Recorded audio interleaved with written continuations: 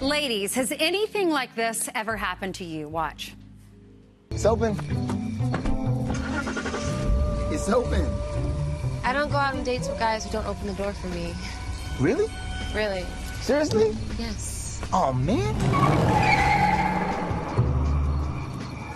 No, he didn't. How about a nice, greasy pork sandwich served in a dirty ashtray? Well, according to a recent survey by Match.com, 73% of women believe that chivalry is dead. And according to one of our next guests, she explains in her new op-ed, it's because women killed it. Suzanne Venker is a columnist and an author of The Alpha Female's Guide to Men and Marriage. And joining her to discuss is Wendy Asefo, a professor at Johns Hopkins University and a Democratic strategist. Good morning, ladies. Good morning. Oh, this is going to be good. Good morning. Okay, so Suzanne, you wrote this op-ed. Wendy, I know you've read it. I've read it. And you compare a telegram that was sent to a woman right before she got married to a Facebook video.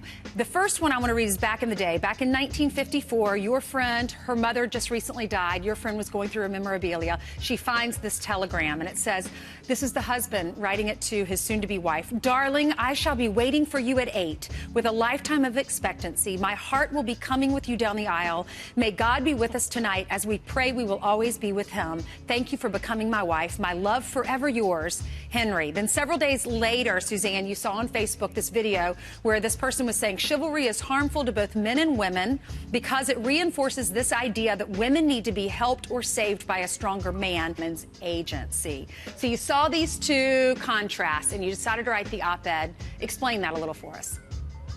Sure. So it just struck me as just, wow. I mean, the stark contrast between this beautiful letter that really moved me to seeing this message from this woman basically selling the same tired message that men have been hearing for decades, which is, I can do it by myself, I'm strong enough, you don't need to hold the door open for me, you don't need to pay my way, you don't need to, basically anything that's sort of traditionally male and female in terms of the courtship is just gone. And after so many years of hearing that, my argument is that men have effectively said, okay, well, you said you don't want it, so I guess I'm not supposed to do it, and if I do it, then you're going to be insulted. So they're really lost and confused about what it is that women want. And I think women are just as confused because they've been sold this message that chivalry is bad or somehow destructive to women, when of course it's not at all. And so we have a problem. Wendy, what do you think? Are we to blame, women?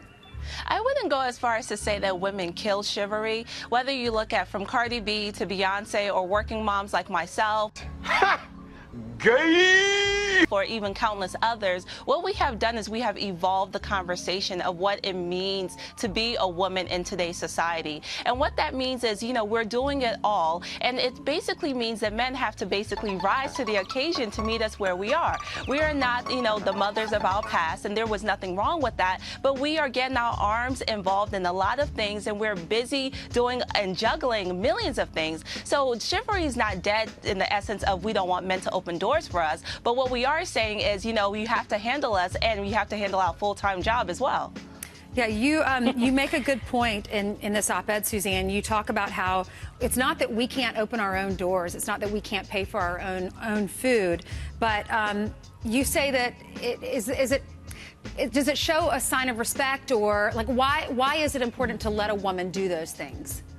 Right. So what's been lost in this whole, 40-year experiment, really, or progress, however you want to define it, is the yin and yang, or the dance between women and men. And men and women now are completely confused and lost about who's supposed to do what, who wants what, and what women specifically are confused about is men.